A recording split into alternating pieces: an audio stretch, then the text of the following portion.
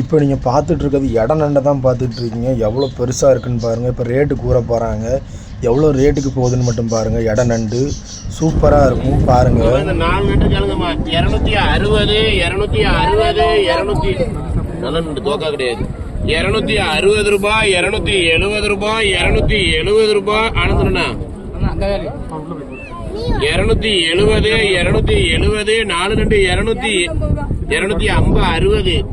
60 70 270 4 நண்டு 270. அடுத்து 4 நண்டு எடுத்துவீங்க.